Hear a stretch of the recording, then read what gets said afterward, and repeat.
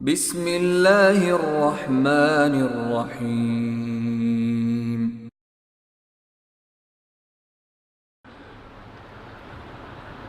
إن الحمد لله نحمده ونستعينه من يهده الله فلا مضل له ومن يضلل فلا هادي له وأشهد أن لا إله إلا الله وحده لا شريك له وأشهد أن محمدا عبده ورسوله أما بعد فإن خير الحديث كتاب الله وخير الهدى هدى محمد صلى الله عليه وسلم وشر الأمور محدثتها وكل محدثة بدعة وكل بدعة ضلالة وكل ضلالة في النار أعوذ بالله من الشيطان الرجيم يا أيها الرسول بلغ ما أنزل إليك من ربك وإن لم تفعل فما بلغت رسالته وادع إلى سبيل ربك ولا تكونن من المشركين عن عبد الله بن عمرو رضي الله تعالى عنه قال قال رسول الله صلى الله عليه وسلم بلغوا عني ولا آية وحدثوا عن بني إسرائيل ولا حرج ومن كذب علي متعمدا فليتبوأ مقعده من النار رواه البخاري ومسلم عن أبي سعيد الخدري رضي الله تعالى عنه قال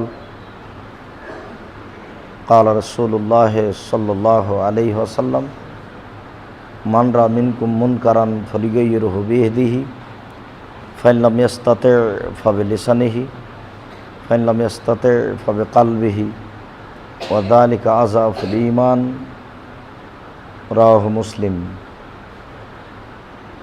সম্মানিত মসজিদের মুসল্লি, প্রশংসা আল্লাহর জন্য, শান্তি অবতীর্ণ হোক আল্লাহর রাসূলের উপর সাল্লাল্লাহু আলাইহি ওয়াসাল্লাম।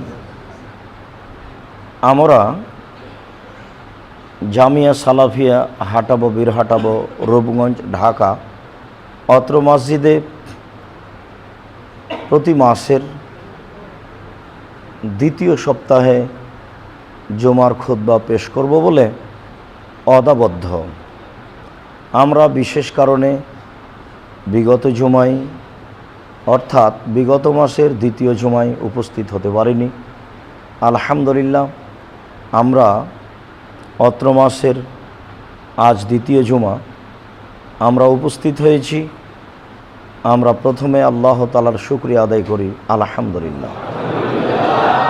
এরপরে আজ জুমার খুতবার সংক্ষিপ্ত আলোচ্য বিষয় হচ্ছে আল্লাহর পথে দাওয়াত। আল্লাহর পথে দাওয়াত দেওয়া একটা জরুরি কাজ। আল্লাহ ইচ্ছা করলে মানুষকে নিজেই হেদায়েত করতে পারেন, মানুষের অন্তর পরিবর্তন করে দিলেই যথেষ্ট। মানুষের অন্তর এখন একরকম আছে, আল্লাহ তাআলা তার শক্তির মাধ্যমে আর একরকম করে দিবেন, মানুষ ভালো হয়ে যাবে, নবীও লাগে না। কিন্তু আল্লাহ তাআলা এমন কাজ করেন না। মানুষের মাধ্যমেই মানুষের নিকটে তিনি দাওয়াতের ব্যবস্থা করেছেন এবং এই কাজগুলি সকল নবী করেছেন। আর সকল নবীর অধীনস্থ জনগণ এই দায়িত্ব পালন করে এসেছেন। আমাদের মতোই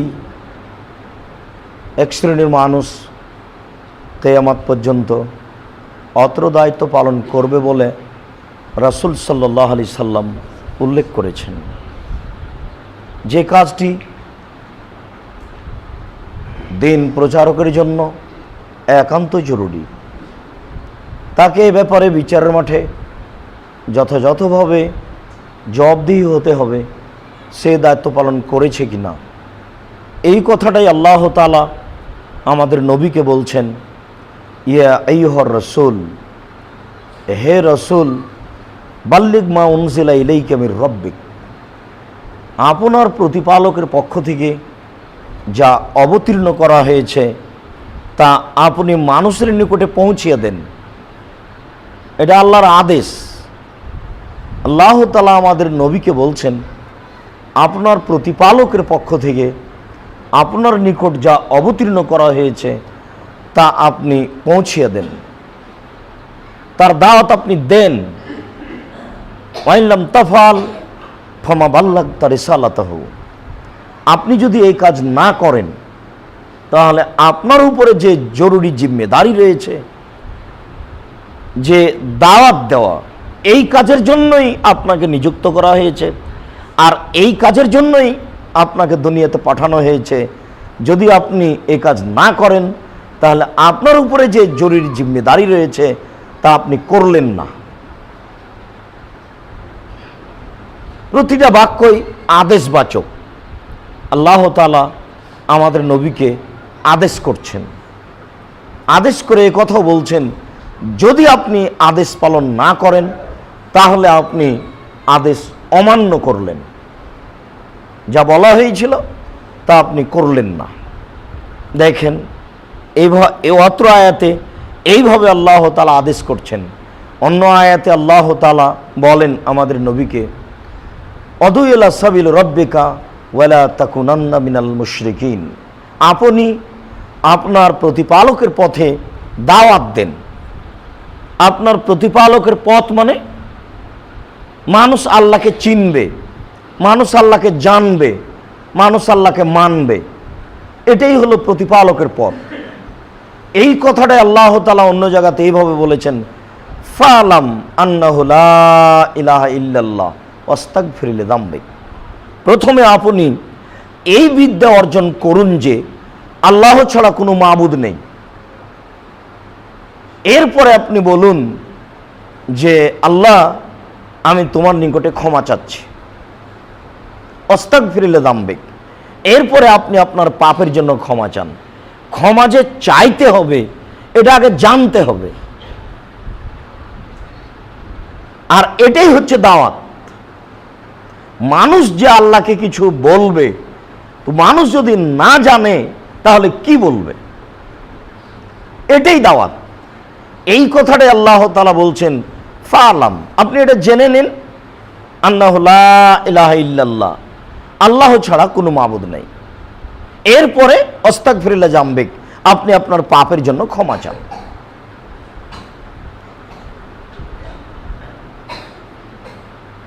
অত্র আয়াতের পরের অংশে আল্লাহ তাআলা বলেন, ওয়ালা তাকুনান্না মিনাল মুশরিকিন, আপনি মুশরিকদের অন্তর্ভুক্ত হবেন না। এটা একটা জোরালো আদেশ। তাহলে অত্র আয়াতের প্রথম যেটা আলোচনা সেটা হলো এই যে নবী যদি দাওয়াতের কাজ না করেন তাহলে এটাই শিরক। তার মানে যখনই দাওয়াত থাকবে না তখনই মানুষ আল্লাহকে চিনবে না, আর যখনই মানুষ আল্লাহকে চিনবে না তখনই শিরক হওয়া স্বাভাবিক। সবার কাছে আশ্রয় চাইবে, সবার কাছে কল্যাণ চাইবে, কবরের কাছে কল্যাণ চাইবে, পীরের কাছে কল্যাণ চাইবে, অষ্টাধাতু আংটির মাধ্যমে কল্যাণ চাইবে, কোনো পানির মাধ্যমে কল্যাণ চাইবে, কোনো শহরের মাধ্যমে কল্যাণ চাইবে, কোনো ব্যক্তির মাধ্যমে কল্যাণ চাইবে, তারকার মাধ্যমে কল্যাণ চাইবে, পশু প্রাণীর মাধ্যমে কল্যাণ চাইবে। কেননা ও তো আর জানে না কল্যাণ কোথায় আছে, সে দাওয়াত তার কাছে নেই। এই কারণে আল্লাহ তাআলা বলছেন, উদু ইলা সাবিল রাব্বিক, আপনি আপনার প্রতিপালকের পথে দাওয়াত দিন, ওয়ালা তাকুনান্না মিনাল মুশরিকিন, আপনি মুশরিকদের অন্তর্ভুক্ত হবেন না। মুশরিকেরা কাজ করে না, না তারা আল্লাহর পথে দাওয়াত দেয়, না তারা আল্লাহকে চিনে, না তারা আল্লাহকে চিনার প্রয়োজন মনে করে। আর দাওয়াত দেওয়ার কাজটি চিনার উপরেই নির্ভর করে। আবু হুরায়রা রাদিয়াল্লাহু তাআলা আনহু বলেন, রাসূল সাল্লাল্লাহু আলাইহি ওয়াসাল্লাম বলেছেন, লাউ তা'লামুনা মা আলামু লা বাকাইতুম কাসীরা ওয়া লা যাহিকতুম কালীলা। দেখো, তোমরা যদি আল্লাহকে জানতে আমি যেভাবে জানি, তোমরা যদি আল্লাহকে চিনতে আমি যেভাবে চিনি, তোমরা যদি আল্লাহকে জানতে আমি যেভাবে জানি, তোমরা যদি আল্লাহকে চিনতে আমি যেভাবে চিনি, তাহলে তোমরা বেশি বেশি কাঁদতে, কম কম হাসতে। তো কই, আমরা তো দিন রাত হাসি, বিভিন্নভাবে অন্যায় অবিচারে হাসিতে জড়িত, কান্নাকাটি তো আমাদের কোনো পথঘাট আমরা দেখি না, ওরকম পরিবেশ আমাদের আসেই না। কেন? আল্লাহকে চিনি না। এ তো রাসূল সাল্লাল্লাহু আলাইহি সাল্লামের কথা। তিনি বলছেন, তোমরা যদি জানতে আল্লাহকে আমি যেভাবে জানি, তোমরা যদি চিনতে আল্লাহকে আমি যেভাবে চিনি, তাহলে বেশি বেশি কাঁদতে, কম কম হাসতে। এটা হবে কি করে? এটা দাওয়াতের মাধ্যমে হবে। আর দাওয়াতের মাধ্যমেই মানুষ আল্লাহকে চিনবে, জানার মাধ্যমেই মানুষ আল্লাহকে জানবে। তাই আল্লাহ তাআলা বলছেন, কুল হাজি সাবিলি, এটা আমার পথ, আমি এই পথে মানুষকে দাওয়াত দিই।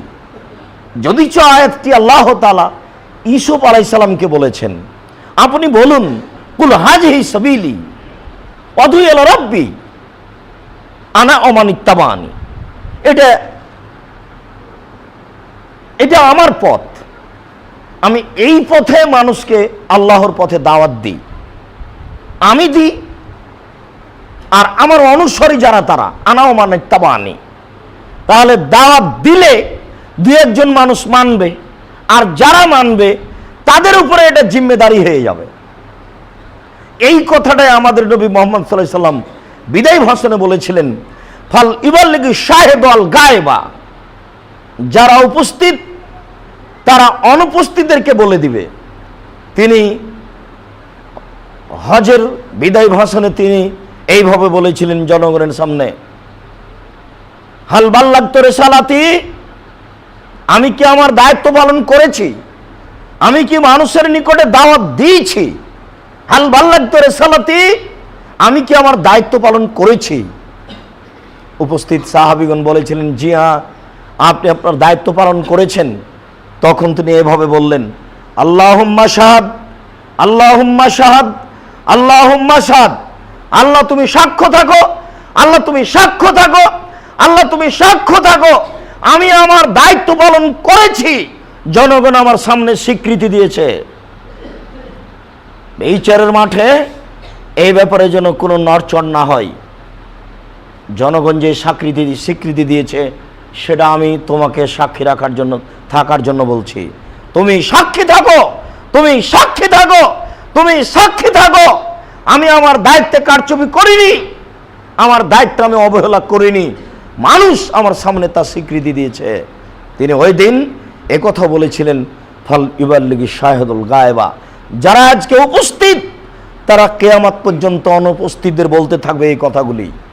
তাহলে একজনের পক্ষ থেকে আর একজন জানবে, দাওয়াত নিবে, দাওয়াত দিবে, এইভাবে জরুরি একটার পর একটা চলতে থাকবে। কিন্তু মানুষ আসলে দাওয়াত নেওয়া আর দেওয়াই ভুলে গেল। যারা আমরা মনে করছি যারা কোরআন হাদিস জানে বুঝে তারাই দাওয়াত দিবে, তারা আলেম। যারা আবার শিক্ষা অর্জন করলো আলেম হিসাবে, তারা একটা পথ বাছাই করলো যে আমি কামিল পাস করেছি, আমি আরবি সাবজেক্টে মাস্টার ডিগ্রি পাস করেছি, আমাকে চাকরি করতে হবে একটা। সে চাকরির মাধ্যমে, নকরির মাধ্যমে সে কিছু পয়সা উপার্জন করে, আহল পরিবার নিয়ে খায়, আর দুই একদিন ছাত্রকে শিখিয়ে দেয়, মনে করে নিল এটা আমার কাজ। যারা কওমি মাদ্রাসায় শিক্ষা অর্জন করেছেন তারা সাপ্তাহিক দাস দেওয়ার পরে বৃহস্পতিবারে বাড়ি চলে যান, আহাল পরিবারের কাছে থাকেন, যে সামান্য কিছু বেতন পান এই নিয়ে আহাল পরিবার নিয়ে চলেন, থাকেন। তিনিও মনে করে নিলেন এটা আমার কাজ। তাহলে সত্যই যে কোরআন হাদিস জানবে আর আরেকজনকে জানাবে, এইটা কখন? শুধু কি ছাত্র পর্যন্তই সীমিত? এটি কি কোনো ক্ষেত্রের মধ্যে সীমিত? এই দাওয়াত প্রত্যেকটা ক্ষেত্রে, প্রত্যেকটা স্থানে নীতিগতভাবে হতে হবে। শিক্ষা প্রতিষ্ঠানে হতে হবে, কলেজ বিশ্ববিদ্যালয়ে হতে হবে,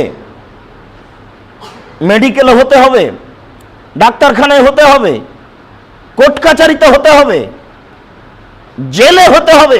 প্রত্যেক যেখানে মানুষ বসবাস করে সেখানে দাওয়াত হতে হবে, জরুরি। তাহলে মানুষের জিম্মেদারি যারা যেটুকু জেনেছে সেটুকু পালন করলো। আপনি জানলেন, আব্দুর রাজ্জাক সাহেব কোনো একদিন বলেছিলেন বক্তব্যে যে রাসূল সাল্লাল্লাহু আলাইহি সাল্লাম বলেছেন যে তোমরা পানি পান করার পূর্বে বিসমিল্লাহ বলো। তিনি বলেছেন কেউ যদি বিসমিল্লাহ পান না বলে তাহলে এই খাদ্য শয়তান খাবে। এই যে আপনি জেনে নিলেন, এইটা সুযোগ হলেই বলতে হবে, পরিবেশ আসলেই বলতে হবে। এই যে একদিন আপনি জেনে নিলেন ডান হাতে পানি পান করতে হবে, যতবার সুযোগ আসবে, যতবার পরিস্থিতি আসবে, ততবার বলতে হবে আপনাকে যে ডান হাত ব্যবহার করুন, বাম হাত কেন? আপনি যে এটা জেনে নিয়েছেন সেটার উপরে আপনি এখন দায়ী, এটা আরেকজনকে জানাতে হবে। যখন তিনি লক্ষ লক্ষ জনগণের সামনে বললেন, আল্লাহ তুমি সাক্ষী থাকো, আল্লাহ তুমি সাক্ষী থাকো, আল্লাহ তুমি সাক্ষী থাকো, আমি আমার দায়িত্ব পালন করেছি। তারপরে তিনি যেটা বললেন, ফাল ইউবাল্লিগু শাহিদুল গায়বা, যারা আজকে উপস্থিত তারা আরেকজনকে বলে দিবে। তখন কি তিনি কথাটি এইভাবে বললেন, যারা আলেম ওলামা তারা আরেকজনকে জানাবে? যারাকে আমরা আলেম মনে করছি তারা আরেকজনকে জানাবে? তিনি এই কথা বলেননি। তিনি বললেন, যারা আজকে উপস্থিত, আমি যা বললাম এখন তোমরা জেনে নিলা, এখন সবার উপরে জরুরি জিম্মেদারি আরেকজনকে বলে দিতে হবে। তাহলে আপনি যেটুকু জেনেছেন ওটুকু আপনি আলেম। পৃথিবীর মানুষ যখন যেটুকু জানতে পেরেছে শরীয়তের, তখন সেটুকুর সে আলেম আরেকজনকে বলতে হবে। এটা তার উপরে জরুরি জিম্মেদারি চেপে গেছে, এটা ওনার পক্ষ থেকে আদেশ। তাই অত্র আয়াতে ইসুফ আলাইহিস সালাম বলেন, এটা আমার পথ, এই পথে আমি দাওয়াত দিই, আমি এবং আমার অনুসারী, প্রত্যেকটা মানুষের অনুসারীকেও, অধীনস্থ জনগণকেও দাওয়াত দিতে হবে। সুবহানাল্লাহ, আমরা আল্লাহর পবিত্রতা বর্ণনা করি, ওয়ানা মিনাল মুশরিকিন, আমি সব মুশরিকের অন্তর্ভুক্ত নই, আমি শিরক করি না। সবাইকে কথা বলতে হবে যে আমি মুশরিক নই, আমি শিরক করি না। এটা প্রত্যেকটা মানুষের দাওয়াতের সাথে সাথে একটা জরুরি জিম্মেদারি কথা। আল্লাহ তাআলা বলেন, ওয়ালাকাদ বাসনা ফি কুল্লি উম্মাতিন রাসূলান আন ইবুদুল্লাহ ওয়াজতানিবুত তাগুত। প্রত্যেকটা সম্প্রদায়ে আল্লাহ তাআলা নবীগণকে পাঠিয়েছেন আর বলেছেন অবুদুল্লাহ, তোমরা এক আল্লাহর ইবাদত করো। এটাই হলো দাওয়াত। প্রত্যেক নবী তার অধীনস্থ জনগণকে বলেছেন অবুদুল্লাহ, আল্লাহর ইবাদত করো, ওয়াজতানিবুত তাগুত, আর শিরক থেকে বেঁচে থাকো, তাগুত থেকে বেঁচে থাকো, সীমালঙ্ঘনমূলক কাজ থেকে বেঁচে থাকো, প্রত্যেক নাজায়েজ হারাম কাজ থেকে বেঁচে থাকো। এই দুটো মৌলিক আদেশ, প্রত্যেক নবীর মৌলিক আদেশ, প্রত্যেক ব্যক্তির মৌলিক আদেশ হবে জেনে নিবে যে তোমরা আল্লাহর পথে দাওয়াত দাও, অবুদুল্লাহ, আল্লাহর ইবাদত করো, ওয়াজতানিবুত তাগুত, আর তাগুত থেকে বেঁচে থাকো, শিরক থেকে বেঁচে থাকো, পূজা করা থেকে বেঁচে থাকো, প্রত্যেক সীমালঙ্ঘনমূলক কাজ থেকে বেঁচে থাকো, অন্যায়, অবিচার, অরাজকতা, লুটতরাজ, এই ধরনের ঘৃণিত কাজ থেকে বেঁচে থাকো। এটা প্রত্যেকটা মানুষের জরুরি জিম্মেদারি আরেকজনকে বলে দাও। মহান আল্লাহ বলেন, ইন্না আরসালনাকা শাহিদান ওয়া বাশীরান ওয়া নাযীরা ওয়া দাইয়ান ইলাল্লাহ বিইজনি। নিশ্চয় আমি আপনাকে প্রেরণ করেছি জাতির সামনে সাক্ষী স্বরূপ, সুসংবাদদাতা স্বরূপ, ভীতি প্রদানকারী স্বরূপ আপনি জাতির জন্য সাক্ষী। কেউ যেন অস্বীকার করতে না পারে আমাদের নিকটে কোনো দাওয়াত দিতে ব্যক্তি আসেনি, আপনি যে এক সৃষ্টিকর্তা এ কথা আমাদের কেউ বলেনি, এই কথা বলার জন্য কারো সুযোগ না থাকে, এই পথ আমি আল্লাহ বন্ধ করেছি আপনাকে দিয়ে। 2, আপনি মানুষের জন্য সুসংবাদদাতা। বলে দেন যারা আপনার কথা মেনে নেবে তাদের জন্য জান্নাত রয়েছে, থাকার একটা ভালো ব্যবস্থা আছে। শুধু তাই নয়, আপনি নজির, যারা আপনার কথা মানবে না তাদের জন্য আপনি সতর্ক করে দেন, ওদের জন্য জাহান্নাম আছে, এটা আপনি বলে দেন। তারপরে ও দায়ীরেন আল্লাহ বেইজনে, আল্লাহর আদেশ ক্রমে আপনি হচ্ছেন আল্লাহর পথে দায়ী। দিন রাত আপনি মানুষকে দাওয়াত দিবেন, এটা আপনি ব্যক্তিগতভাবে নন, এটা আল্লাহর পক্ষ থেকে। ও সিরাজাম মুনিরা, আপনি সারা পৃথিবীর জন্য একটা উজ্জ্বল দ্বীপ।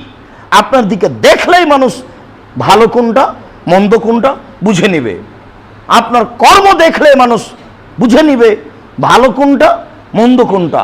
আল্লাহ তাআলা বলেননি কোনো ইমাম সিরাজাম মুনিরা, আল্লাহ তাআলা বলেননি কোনো পীর সিরাজাম মুনিরা, আল্লাহ তাআলা বলেননি কোনো বড় হুজুর সিরাজাম মুনিরা।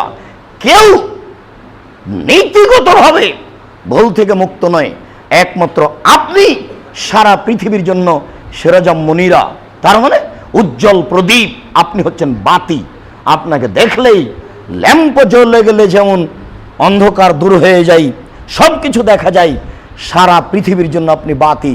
আপনাকে দেখলেই মানুষ বুঝে নেবে ভালো মন্দ, আপনাকে জানলেই মানুষ বুঝে নেবে ভালো মন্দ, আপনার জীবনকে জানলেই মানুষ বুঝে নেবে ভালো মন্দ, কোনটা হালাল কোনটা হারাম, কোনটা জায়েজ কোনটা না জায়েজ, কিভাবে কথা বলতে হবে, কিভাবে মসজিদে প্রবেশ করতে হবে, কিভাবে ইবাদত করতে হবে, পৃথিবীর সব কিছু জেনে নেবে আপনার মাধ্যমে। আপনি হচ্ছেন মানুষের জন্য প্রদীপ, মানুষের জন্য বাতি, আপনি মানুষের জন্য ল্যাম্প। আল্লাহ তাআলা বলেন অদুইলা সাবিল রাব্বিকা বিল হিকমাতিল মাউইজাতিল হাসানা, আপনি মানুষকে দাওয়াত দিন কোরআনের মাধ্যমে আর আপনার সুন্দর কথার মাধ্যমে। মানুষের দাওয়াত হবে কোরআন এবং হাদিস। বিল হিকমা আল মাউইজাতিল হাসানা, হিকমা হচ্ছে কোরআন, আল মাউইজাতিল হাসানা হচ্ছে আল্লাহ রাসূলের হাদিস।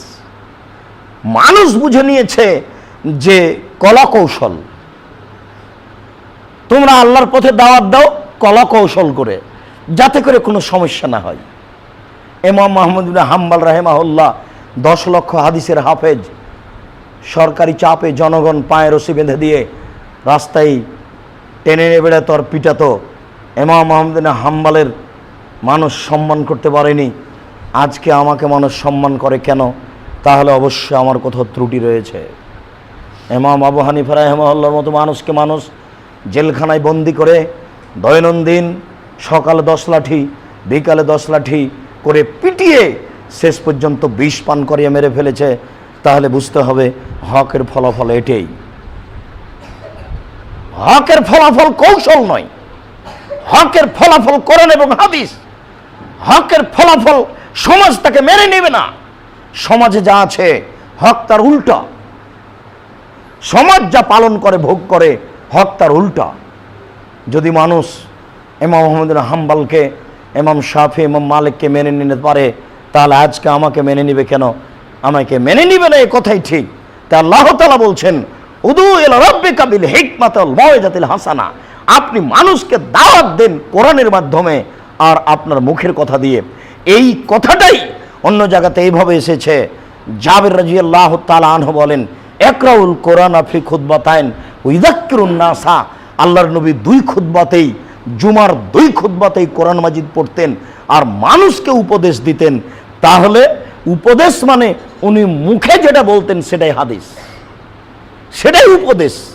তাহলে কোরআন একটা উপদেশ আর তার মুখের ভাষা আর একটা উপদেশ, ওইটাই বাস্তবতা হচ্ছে হাদিস। তিনি কোরআন পড়লেন, কি কোরআন পড়লেন? তিনি কোরআন পড়লেন যে ওয়াকিমুস সলাত, সলাত আদায় করো। তিনি কোরআন পড়লেন যে ওয়াতু জাকাত, জাকাত প্রদান করো। তাহলে আমি কখন জাকাত প্রদান করব, কত টাকা হলে করব, এটা হচ্ছে তার কথা, এটা হচ্ছে ময়জাতে হাসানা, এটাই হচ্ছে তার উপদেশ। সলাত আদায় করতে বললেন, আমি সলাত আদায় করতে বললাম, আল্লাহ আদেশ করলেন, এই আদেশটা কিভাবে মানুষ সলাত আদায় করবে, এটাই হলো তার উপদেশ। তিনি 2 খুতবাতেই কোরআন মাজিদ পড়তেন আর মানুষকে উপদেশ দিতেন, এটাই তার আদেশ, এটাই তার কথা। মহান আল্লাহ বলেন, আলতাকুম মিনকুম উম্মাতুন ইয়াদুনা ইলাল খায়র,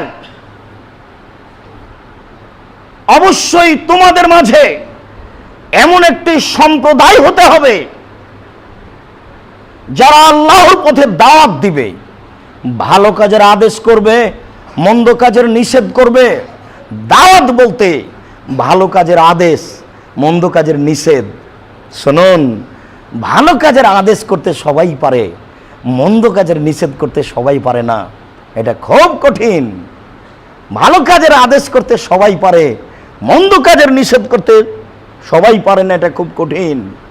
সবাই বলতে পারে সুবহান আল্লাহ বললে এত নেকি হয়, আলহামদুলিল্লাহ বললে এত নেকি হয়, আল্লাহ আকবার বললে এত নেকি হয়, এটাই তো ভালো কাজের আদেশ।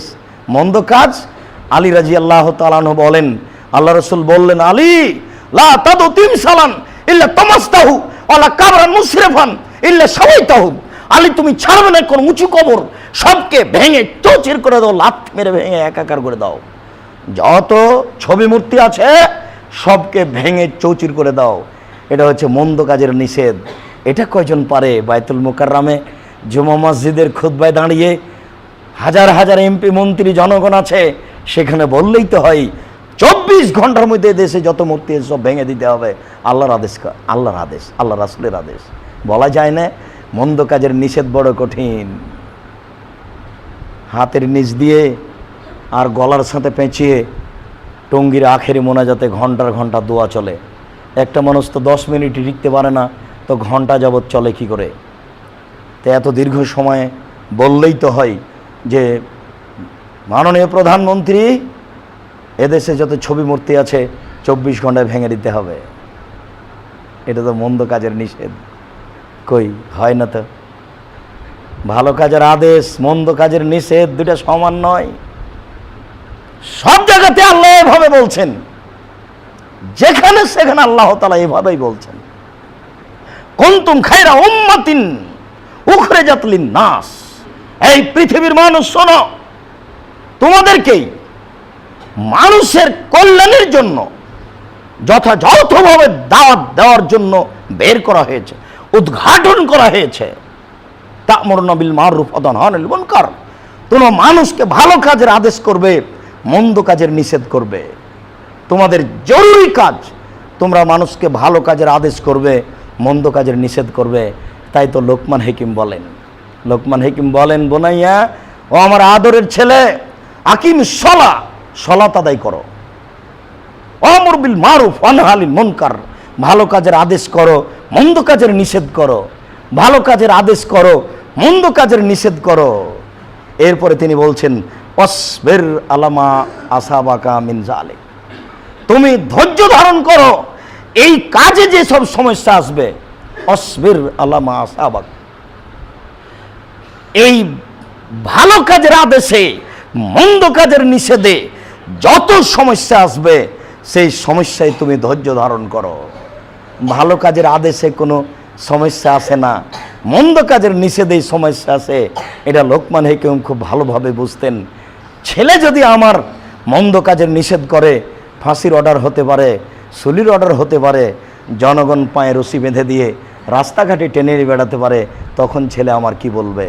তাই তো তিনি বলছেন, আব্বু ভালো কাজের আদেশ করো, মন্দ কাজের নিষেধ করো, আর এই কাজ বড় কঠিন, এতে তুমি ধৈর্য ধারণ করো।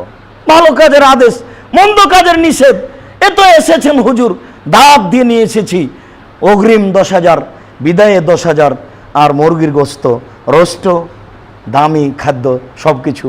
এরপরে একটু 19-20 হলো মুখ কালো, তো ব্যাপারটা কি? ধৈর্যের ব্যাপারটা কোথায় হয়ে গেল? কোথায় ধৈর্যের ব্যাপারটা তো বোঝা গেল না।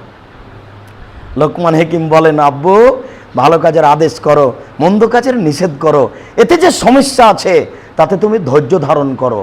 সেইটা কখন? এখন তো দেখছি মানুষ খালি সম্মান আর সম্মান জানাচ্ছে, সম্মান মানে বন্যার মতো প্রবাহিত হচ্ছে সম্মান।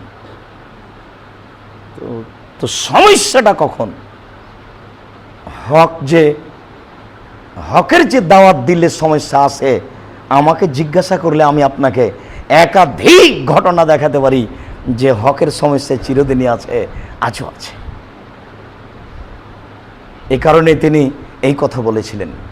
মহান আল্লাহ বলেন, অল মুমিনুন অল মুমিনাত বাযুহুম আউলিয়াউ বাজ, মুমিন পুরুষ মুমিন নারী পরস্পরের বন্ধু শুভাকাঙ্ক্ষী। মুমিন পুরুষ মুমিন নারী পরস্পরে বন্ধু শুভাকাঙ্ক্ষী। ইয়ামুরুনা বিল মারুফ ওয়া ইয়ানহাউনা আনিল মুনকার, তারা ভালো কাজের আদেশ করে, মন্দ কাজের নিষেধ করে।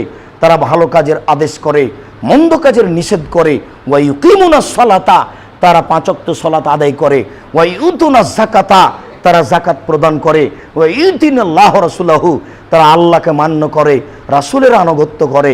তারা আল্লাহকে মান্য করে, রাসূলের আনুগত্য করে।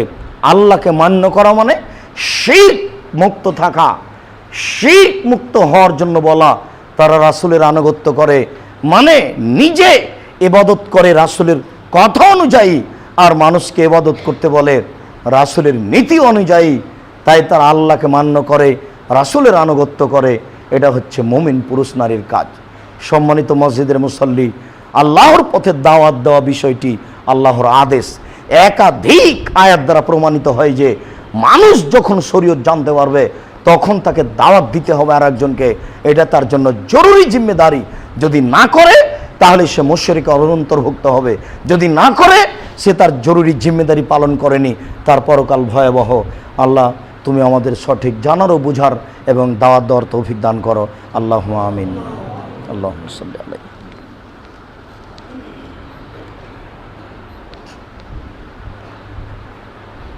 আলহামদুলিল্লাহ ওয়াহদা ওয়াসসালাতু ওয়াসসালামু আলা মান লা নাবিয়্যা বাদা।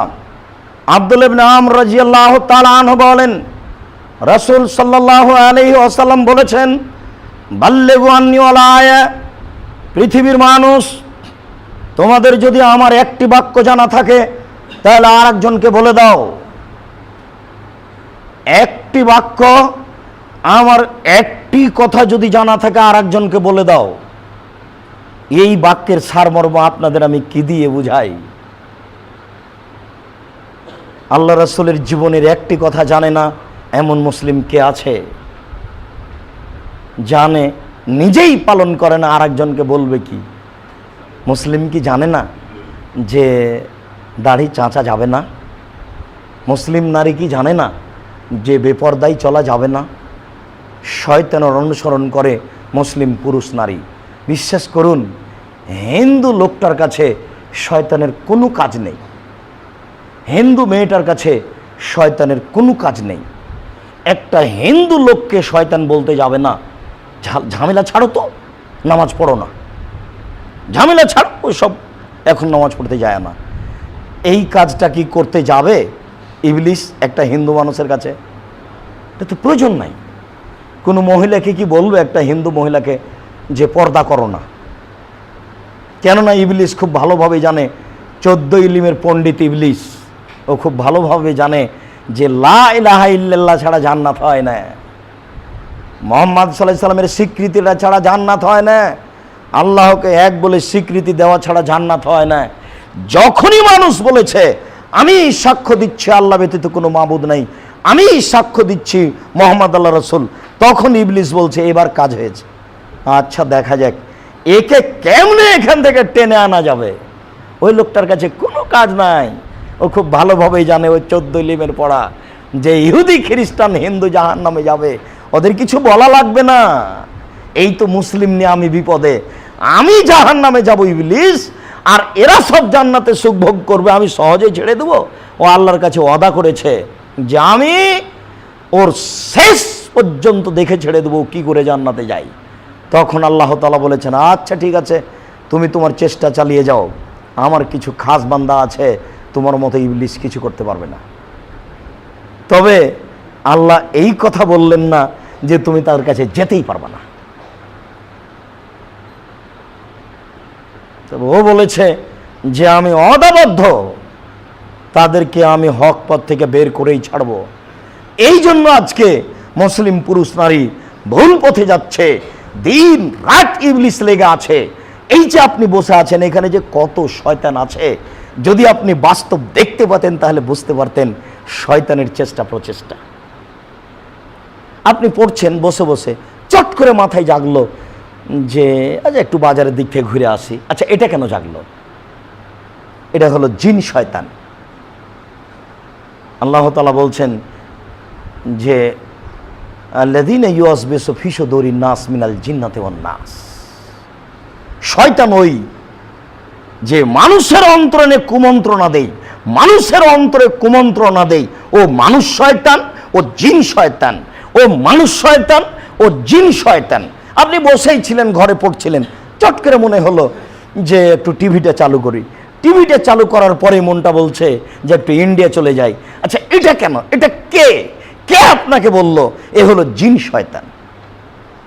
একজন এসে বলছে আরে চলো যাই সিনেমা দেখে আসি। আরে কত কে পড়েছে? এ হলো মানুষ শয়তান। আল্লাহ তাআলা বলছেন মানুষকে ভুল পথে নিয়ে যাওয়ার জন্য দুইটা পথ আছে, একটা মানুষ শয়তান আর একটা জিন শয়তান। আর মানুষের ভিতরে একটা জিনিস আছে, সেটার নাম নাফস, আত্মা। ও আবার সব সময়ই বলে যে তুমি পাপ করো, তুমি পাপ করো, তুমি পাপ করো। ইন্নান নাফসাল্লাহ আম্মারাতু বিসসুইয়ে। সর্বদা আত্মা মানুষকে বলে পাপ করো, অথচ ওই আত্মা মানুষের ভিতরই আছে। বলেন তো মানুষ কেমনে বাঁচে? মানুষের ভিতরে আবার একটা জিনিস আছে আকল, বিবেক। বারবার বলে ছি ছি ছি, না না এটা ঠিক নয়। বিবেক, না ছি ছি এটা ঠিক নয়। বারবার দুইটা জিনিস সব সময় লড়াই করে। আত্মা বলে পাপ করো, আর বিবেক বলে না। দুটাই মানুষের ভিতরে আছে। এটা ভিতরের জিনিস। আবার ইবলিস আছে, কোটি কোটি শয়তান আছে। এর উপরে মানুষকে হকের উপরে টিকে থাকতে হবে। জান্নাত এমনিতেই হয় না। তাই তো আপনাদের বলি যে জান্নাত কি পড়ে আছে? জান্নাত রাস্তাঘাটে পড়ে নেই, জাহান্নাম রাস্তাঘাটে পড়ে আছে। জান্নাত পাওয়া পড়া খুব টাফ ব্যাপার। অনেক ত্যাগ তিতিক্ষার পরে জান্নাত, অনেক নিয়ম নীতি ফলো করার পরে জান্নাত, অনেক পরিস্থিতি পার করার পরে জান্নাত। যখন আল্লাহ তাআলা জাহান্নামকে সৃষ্টি করলেন, বললেন জিবরাইল জাহান্নাম দেখে আসো।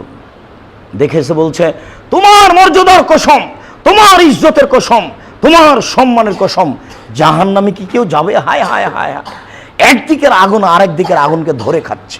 একই কথা। আবার আল্লাহ বললেন ঠিক আছে এবার দেখে আসো। এবার দেখে এসে জিবরাইল বলছে জাহান্নামে যাবে না এমন কি কেউ আছে? তার মানে এবার তার ধারণায় সবাই জাহান্নামে যাবে। কেন? হজিবতিন নার মিনা শাহওয়া বিশাহওয়াত।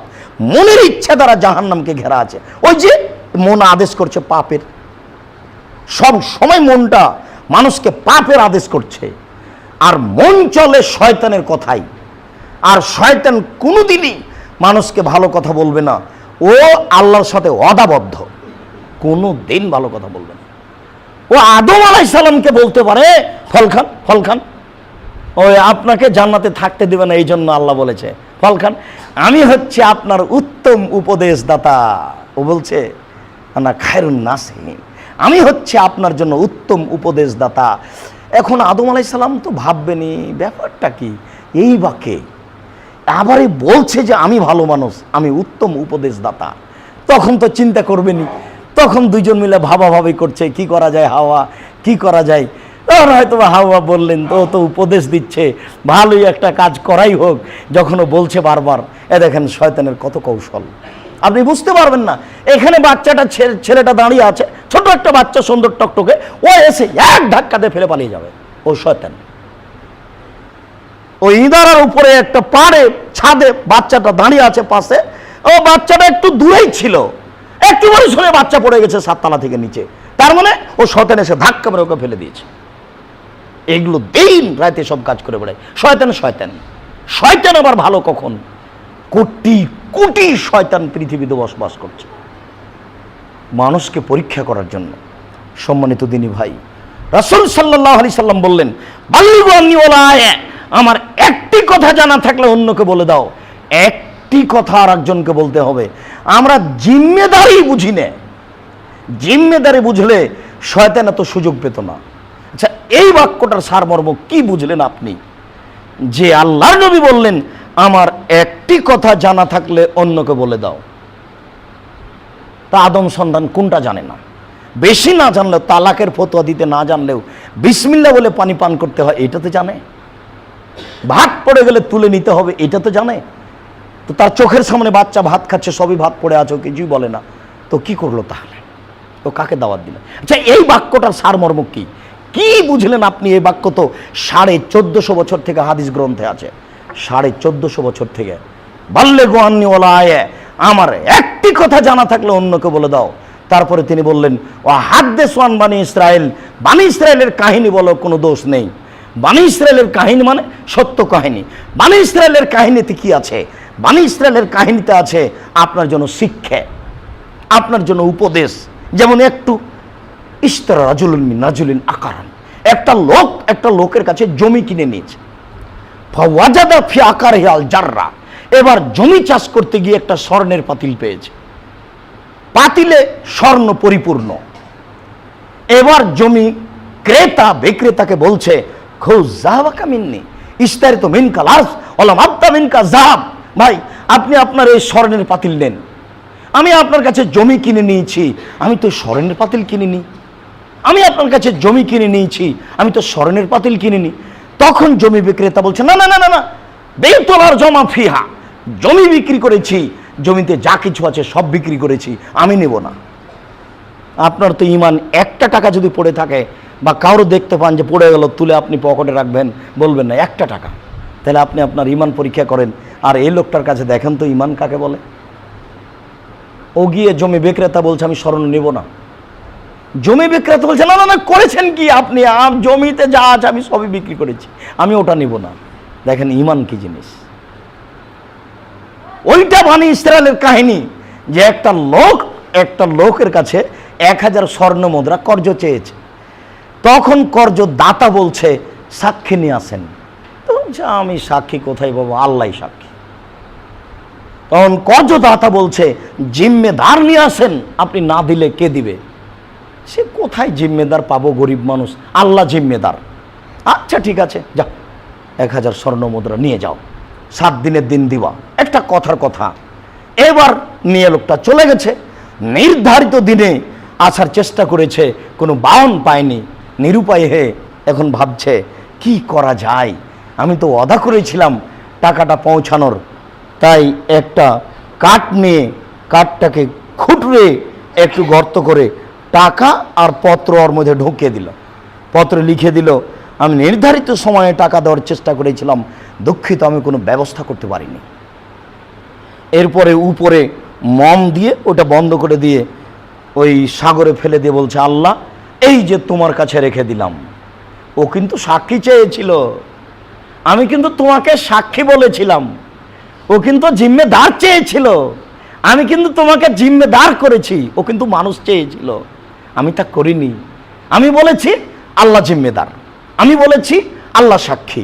এবার নাও, আমি যেতে পারলাম না, তুমি কেমন জিম্মেদার, তুমি কেমন সাক্ষী, এই নাও। আমি পত্র টাকা সাগরে ফেলে দিলাম। তুমি কিভাবে পৌঁছাবো আমি তো জানি না, ওটা আমি তো আর কোনো পথ বের করতে পারলাম না। ঠিকই লোকটা বাড়ি থেকে এসেছে যে আজকে আসবে, জাহাজ থেকে নামবে, দেখা গেল লোকটা নেই। ওই যে একটা কাঠ ভাসছে, কাঠটা নিয়ে গেল। স্ত্রীর জ্বালানি স্বরূপ ওকে টুকরা করছে, ফেড়ে দেখছে, ফাটতে দেখে কিছু টাকা আর একটা পত্র, ওই যে 1000 টাকা আর পত্র। কিছুদিন পরে লোকটা আবার 1000 টাকা নিয়ে এসেছে, বলছে এনেন টাকা। কেন? আপনার টাকা তো এসেছে, আপনি তো টাকা পাঠিয়েছেন পত্রের মাধ্যমে, আবার টাকা নিয়ে এসছেন কেন? ও আচ্ছা ঠিক আছে ঠিক আছে। তার মানে ও আল্লাহর কাছে জমা রেখেছে, তবু তার নিশ্চিত নয় টাকা এসেছে কিনা, তাই আজকে টাকা দিতে এসেছে। এ তো বানি ইসরায়েলের কাহিনী, এর নাম আল্লাহ ভরসা। একটা বক্তব্য দেখতে পাবেন আল্লাহ ভরসা, তাতে বিস্তারিত অনেক কথা আছে। এর নাম ঈমান। কেন ওইখানে ওই কথাটাও বলা আছে যে কাল আসহাব মুসা, মুসা আলাইহিস সালামের সঙ্গী সাথী বলছেন ইন্নাল্লাহ মুদরাকুন, আমরা বন্দী। ডানে ফেরাউন, বামে ফেরাউন, পিছে ফেরাউন, আমরা বন্দী। এটা মুসা আলাইহিস সালামের সঙ্গী সাথী বলছেন। বাঁচার পথ কি? সামনে সাগর, ডানে ফেরাউন, বামে ফেরাউন, পিছে ফেরাউন, সামনে সাগর, বাঁচার পথ নেই। এটা মুসা আলাইহিস সালামের সঙ্গী সাথী বলছেন। তখন মুসা আলাইহিস সালাম বলছেন, কাল্লা, কখনো নহে, অসম্ভব, এটা হতে পারে না। ইন্না মাইয়া রাব্বি, আমার সাথে আমার প্রতিপালক রয়েছেন, সায়া দেরি, তিনি আমাকে পথ দেখাবেন। মুসা আলাইহিস সালাম নিজেই জানেন না পথ কি হতে পারে, কি হতে পারে পথ, কোনো পথই নেই। তবে তার দৃঢ়তা এত বেশি, না এটা হতেই পারে না, এটা অসম্ভব, ফেরাউন আমাকে ধরতে পারে না, এই কথাতে তিনি নিশ্চিত। কিন্তু তিনি জানেন না যে বাঁচা যাবে কিভাবে। ফেরাউন তো ডানে বামে পিছনে, সামনে তো সাগর, বাঁচার তো কোনো পথ নেই। তবে তিনি নিশ্চিত বাঁচবো, আমি এ কথা নিশ্চিত। কিভাবে বাঁচবো এ কথা তিনি জানেন না। আল্লাহ বলছেন লাঠিটা সাগরে মারো। আচ্ছা মারলাম, লাঠি সাগরে মারার সাথে কি সাথ আছে? এর আবার কি? মারার সাথে সাথে পানিটা দুই দিকে চলে গেল, একটা রাস্তা হয়ে গেল। আল্লাহ বলছেন পানি দাঁড়িয়ে আছে উঁচু পাহাড় হয়ে। তার মানে পানির যেখানে গভীরতা 1 কিলো, সেখানে পানি দাঁড়িয়ে আছে 1 কিলো উঁচু হয়ে। পানির গভীরতা যেখানে 1000 কিলো, সেখানে পানি দাঁড়িয়ে আছে 1000 উঁচু কিলো হয়ে। আসে না? যেখানে পানির গভীরতা 1500, 2000, 5000 কিলো, সেখানে পানি এইভাবে 5000 কিলো উঁচু হয়ে দাঁড়িয়ে আছে। নিচে দিয়ে মুসা আলাইহিস সালাম চলে গেলেন, বাঁচার পথ। বনী ইসরায়েলের কাহিনীতে কথাটা এসেছে। এরপরে তিনি বললেন, ওমান কাযাবা আলাইয়া মুতাআম্মিদান ফালিয়াতাবা মাকাদাহু মিনান নার, কেউ যদি আমার কোনো কথা আমার নামে চালু করে দেয় যেটা আমার নয়, তাহলে তার থাকার জায়গায় জাহান্নাম। আবু সাঈদ খুদরি রাদিয়াল্লাহু তাআলা আনহু বলেন, রাসূল সাল্লাল্লাহু আলাইহি ওয়াসাল্লাম বলেছেন, মানরা মিনকুম মুনকারান ফালিগাইরহু বিয়াদিহি। প্রত্যেকটা মানুষ, এবার দেখেন আগে যে বাক্যটা বলেছি, যে তিনি বললেন তোমরা যারা উপস্থিত আছো তারা যেন অনুপস্থিতকে বলে দেয়। ওখানে তিনি বলেননি যে আলেম যে কথাটা জানে সে আর একজনকে জানাবে, এটা জরুরি। বাপ মা ছেলে মেয়েকে জানাবে, পাড়া প্রতিবেশীকে জানাবে, এইভাবে দ্বীন প্রচার হবে। রাসূল সাল্লাল্লাহু আলাইহি সাল্লাম বলছেন, যে ব্যক্তি ও পুরুষ হোক ও নারী হোক, যখনই দেখবে নাজায়েজ কিছু, যখনই দেখবে অপছন্দ কিছু, যখনই দেখবে কথা ও কর্ম অপছন্দ, তখনই সে কি করবে? মানরা মিনকুম মুনকারান ফালিগাইরহু বিয়াদিহি, তখনই সে হাত দিয়ে বাধা দিবে। এই যে দাওয়াত, জোর করে ঠেকাবে, জোর করে। ভাতিজের টিভিটাতে ল্যাংটা মেয়ে নাচছে, চাচার ক্ষমতা আছে, গিয়ে লাথি মেরে ভেঙে দিতে হবে। এটা জোর করে ঠেকানো, জোর করে ঠেকাতে হবে, এটা দাওয়াত। ফাইনাল মেস্তাতে ফাবিলিসানিহি, যদি জোর করে ঠেকানো না যায়, তাহলে তাকে মুখে বলতে হবে, দেখো এটা ঠিক নয়, তুমি এতে থেকে বিরত থাকো। ফাইনাল মেস্তাতে যদি মুখে ঠেকাতে না পারে, ফাবে কালবিহি, তাহলে অন্তরে ঘৃণা করবে, ছি আমি একে ঘৃণা করি।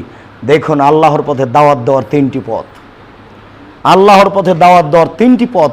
এবং আল্লাহ রাসূল বললেন না যে এই মানুষটা দাওয়াত দিবে, এই দেবে না, একে দাওয়াত দিবে না, একে দাওয়াত দিবে, এই কথা বললেন না। পৃথিবীর প্রত্যেকটা মানুষ যখনই দেখবে নাজায়েজ কথা ও কর্ম, তখনই তাকে জোর করে লাঠি দিয়ে ঠেকাবে। সম্ভব না হলে মুখে ঠেকাবে, সম্ভব না হলে অন্তর দিয়ে ঘৃণা করবে। এই 3টি পথ হচ্ছে দাওয়াতের পথ। সম্মানিত মসজিদের মুসল্লি, আপনাকে আমরা কি দিয়ে বুঝাই, আপনাদের আমরা কি দিয়ে বুঝাই দাওয়াত কি জিনিস? দেখেন দাওয়াত এই জিনিস।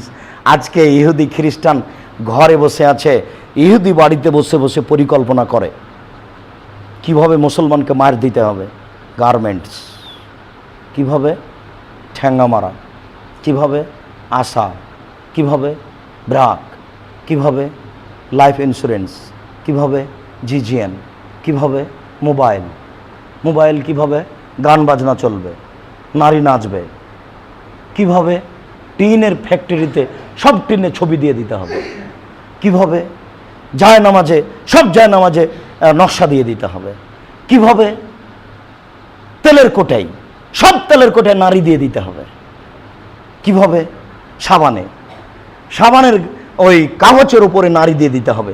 কত যে পরিকল্পনা, ইহুদিদের পরিকল্পনার হিসাব নেই। লক্ষ লক্ষ পরিকল্পনা, বড় বড় পরিকল্পনাগার আছে, শুধু ওটাই করে। ওদের চাকরি হলেই যে তোমরা পরিকল্পনা করো মুসলিমকে ধ্বংস করার। তখন খ্রিস্টান বলছে টাকা আমাদের, কত কোটি টাকা লাগে সেটা আমরা দেখব। তো কাকে পাবা? মানে মুসলমান, এবার মাঠ করবি। এই জন্য দেখতে পাচ্ছেন এরকম। দেখেন, আমি যেটা বলতে চেয়েছি সেটা আপনি বুঝতে পারেননি।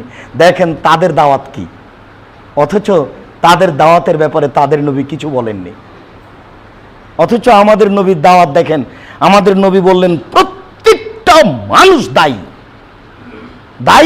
দায়ী মানে প্রচারক। প্রত্যেকটা মানুষ হলো দিন প্রচারক। এরপরে দেখেন এই অবস্থা। আর ওদের কে বলে যে তোমাদের একটা দাওয়াত আছে, সেটা কি? মুসলমানের পা কেটে দিতে হবে, ওর চরিত্র কেটে দিতে হবে, ওর ঈমান আমান কেটে দিতে হবে, ওরা সফল। তাহলে ওদের দাওয়াত কত সুদূর, কত সুপরিকল্পিত। কোথায় হাত লাগালে আমাদের দাওয়াত চলবে আর মুসলমানের দাওয়াত বন্ধ হয়ে যাবে, তাদের পরিকল্পনা ঠিকই আছে। অথচ রাসূল সাল্লাল্লাহু আলাইহি ওয়াসাল্লাম যে বাক্যগুলি বললেন, সেই বাক্যগুলিতে প্রত্যেকটা মানুষই দিন প্রচারক এবং জিম্মেদার, জরুরিভাবে। এরপরে মানুষ দিন ধর্ম নিয়ে 5 পয়সা ভাবে না। যখনই পেটে বাচ্চা তখনই ভাবছে যে ছেলেটাকে ভর্তি করতে হবে ইংলিশ মিডিয়ামে। দেখছেন কেমন হিসেব। কেউ জানে না এসব হাদিস, কেউ বুঝে না এসব হাদিস। মাস্টার বুঝে না, অফিসার বুঝে না, হেডমাস্টার বুঝেন না, প্রিন্সিপাল বুঝেন না, জজ বুঝেন না, জেল সুপার বুঝেন না, কেউ বুঝে না ধর্মকর্ম। বড় থেকে বড় ডাক্তার বুঝে না কিভাবে চিকিৎসা শুরু করতে হবে। এমনিতেই বোকার মতো আগে 4টা লিখে দিল যে 4টা তুমি পরীক্ষা, কিছুই নাই হিসাব। 4টা পরীক্ষার পরে এমনিতে একটা বলে দিল 5,000 টাকার ওষুধ। কেউ জানে না ধর্মকর্ম, কেউ বুঝে না, কেউ বুঝা প্রয়োজনও মনে করে না। কোন সেক্টরের মানুষ শিক্ষিত নয়, জেল সুপার শিক্ষিত নয়, ভাইস চ্যান্সেলর শিক্ষিত নয়, মেডিকেলের হেড প্রচালক শিক্ষিত নয়, হেডমাস্টার শিক্ষিত নন। প্রত্যেকটা জায়গায় মূর্খ দিয়ে চলছে। রাসূলের কথার কেউ দাম দেয় না, কেউ 5 পয়সা বুঝেও না, বুঝার চেষ্টাও করে না। অথচ দেখেন দাওয়াত কি জিনিস, আল্লাহ কি বলেছেন, আল্লাহ রাসূল কি বলেছেন। সম্মানিত মসজিদের মুসল্লি, আমরা হয়তোবা সময় সাপেক্ষে যারা দাওয়াত দিচ্ছে তাদের গুণাবলী কি, যারা দাওয়াত দেয় না তাদের অবস্থা কি, যারা দাওয়াত দিতে গিয়ে ভুল করছে তাদের অবস্থা কি, বিষয় আমরা বিস্তারিত পেশ করব। আমরা এই পর্যন্ত বলতে চাচ্ছি, সম্মানিত মসজিদের মুসল্লি, আমরা যে দাওয়াত সম্পর্কে আলোচনা করছিলাম এটাকে আপনারা মূল্যায়ন করুন। আর মূল্যায়ন করার জন্য এদেশে যেটা ইসলামকে টিকিয়ে রাখার, দাওয়াত দেওয়ার সবচেয়ে বড় মাধ্যম রাখা হয়েছে, সেটাই দেশে হচ্ছে কওমি খারেজি দারসে নিজামিয়া মাদ্রাসা। আমরা এই লক্ষ্যেই এই প্রতিষ্ঠানটাকে আন্তরিকভাবে খালেস অন্তরে একমাত্র সঠিক পথে দাওয়াত দেওয়ার জন্য বাছাই করছি। আমরা আল্লাহকে বলছি, আল্লাহ তুমি এই প্রতিষ্ঠানকে কবুল করো, আল্লাহুম্মা আমিন। তুমি এখানে ছেলেদেরকে এমনভাবে উচ্চ শিক্ষিত করো যারা নির্দ্বিধায় জেলসুলি ফাঁসির 5 পয়সা দাম না দিয়ে তোমার পথে দাওয়াত দেবে, মুখে ও কলমে মিডিয়াই, মুখে কলমে মিডিয়াই তুমি এটা কবুল করো, আল্লাহুম্মা আমিন। তুমি সর্বশক্তিমান। ইসলাম জনগণ বিপদে পড়তে পারে এটা আমরা বিশ্বাসী, তবে তোমাকে সর্বশক্তিমান বলে আমরা বিশ্বাস করি। তোমাকে সর্বশক্তিমান বলে মেনে নেওয়াতে আমাদের সরিষে সমপরিমাণ সন্দেহ নেই। অতএব এই দৃঢ় বিশ্বাস তোমার উপরে রেখে বলছি, তুমি আমাদের এই দাবি দাওয়া কবুল করো, আল্লাহুম্মা আমিন।